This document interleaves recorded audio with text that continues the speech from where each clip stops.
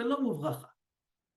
Quand nous allumons la Hanoukia et que nous chantons après l'allumage de cette Hanoukia, nous disons la chose suivante, que les bougies que nous sommes en train d'allumer, nous n'avons pas le droit d'en profiter.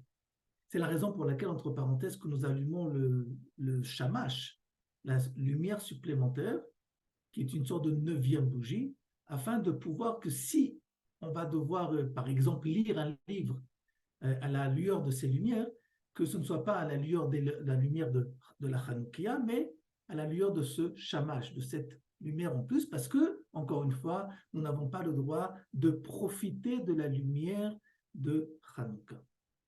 Et voilà que la louange en question nous explique pourquoi nous n'avons pas le droit d'utiliser, d'avoir un profit de cette lumière. Afin qu'on puisse remercier la providence des miracles et des prodiges qui nous a donnés, qui nous a fait pendant cette époque.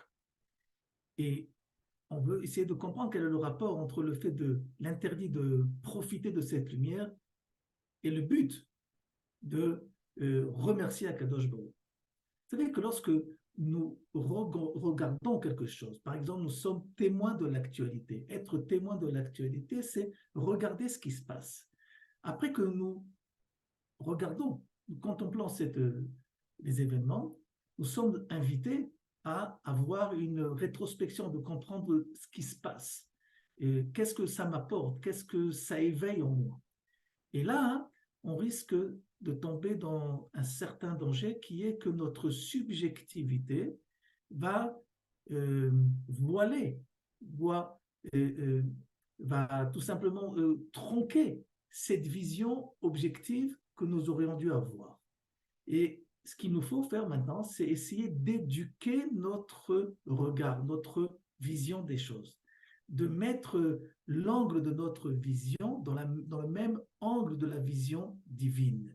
Et c'est la raison pour laquelle on va avoir un interdit de quoi faire, d'utiliser personnellement, ça peut être aussi bien au niveau individuel que collectif, d'avoir un commentaire sur ce que nous voyons, parce que ce commentaire risque de voiler le message divin. Ce qu'on nous demande de faire, c'est tout simplement de voir objectivement la même façon que Dieu lui-même a son angle de vision sur la réalité. Et quand nous avons le même angle de vision que de la providence divine, alors automatiquement, on voit cette délivrance, ces prodiges. Et donc, c'est ce que nous dit le louange.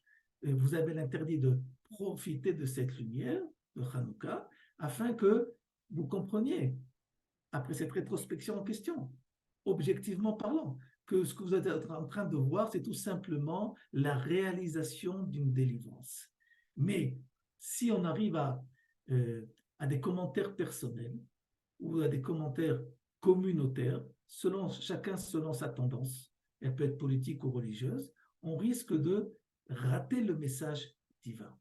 Et c'est ce qu'on voulait aussi nous éduquer et nous apprendre les Hashmonaïm et Maccabim. On le remercie. Chag Sameach.